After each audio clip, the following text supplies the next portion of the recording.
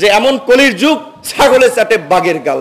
ফজলুল হক সাহেব বলেছেন অযোগ্য লোকের আজকে বিভিন্ন পদে বসে আছেন। আজকে তো পরিষ্কার যে গণভবন বঙ্গভবন থেকে আদালতের রায় আসে এবং প্রেসক্রিপ্টেড রায় অনেক মামলায় দেওয়া হয়। যদি আমার কিন্তু আদালতে বনার মামলা আছে, তাই বলি কি আমি বলবো না যেগুলো হচ্ছে শাস্তি দেবে। দেখ, তিনি যুদ্ধাপরাধী মামলায় যাদের বিচার হচ্ছিল সেখানে আন্তর্জাতিক আইনের অনেক ব্যত্যয় হয়েছে, বিতর্কিত কিছু কাজ করা হয়েছে, এটা তো পরিষ্কার। আজকে তো পরিষ্কার, সেই সময় যদি এই কথা কেউ বলতেন তাহলে তার খবর হতো। আজকে তো পরিষ্কার যে গণভবন বঙ্গভবন থেকে আদালতের রায় আসে এবং প্রেসক্রিপ্টেড রায় অনেক মামলায় দেওয়া হয়। যদি আমার কিন্তু আদালতে বনার মামলা আছে, তাই বলি কি আমি বলবো না যেগুলো হচ্ছে শাস্তি দেবে। দেখ, কোর্টকে নিয়ে কথা বলা যাবে না। আলাল ভাইকেও ডেকেছেন, মোয়াজ্জেম হোসেন আলালকে, কোর্টকে নিয়ে কথা বলা যাবে না। কারণ এই যে কোর্ট যে এখন অবিচার করছে সেটা নিয়ে যখন আমরা বলছি তখন আমাদের মুখ বন্ধ করার জন্য একটা পায়তারা চলছে যে না, কোর্ট নিয়ে কোনো কথা বলা যাবে না।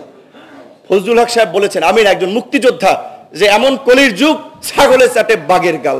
ফজলুল হক সাহেব বলেছেন অযোগ্য লোকের আজকে, ফজলুর রহমান ভাই, এই অযোগ্য লোকের আজকে বিভিন্ন পদে বসে আছেন, যেই কারণে আজকে আমাদের এই দুরবস্থা। তো সেই সময় জাফরুল্লাহ চৌধুরী আমাদের কি বলবেন, তিনি মানুষের সাথে সংযোগ তৈরি করার জন্য, নেতৃত্ব দেওয়ার জন্য, কানেক্টিভিটির জন্য, কিছু করার জন্য এত একটা স্পিরিটেড মানুষ ছিলেন, আমরা হারিয়েছি। আল্লাহ তাকে বেস্ত নসিব করুক, তার পরিবারের প্রতি আল্লাহ রহমত নাজিল করুক। এবং একটা কথা আমি বলবো এখানকার আমাদের অনেককে একটু বলার জন্য, যে দেখেন আমরা সুস্থ মানুষ, অনেকে অসুস্থতা, কত কষ্ট করে মারা যায়, কত ভোগান্তি।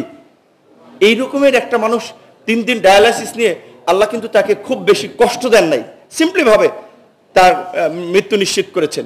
নিশ্চয়ই আল্লাহর তার প্রতি আল্লাহর রহমত ছিল, তিনি যে কাজ করেছেন।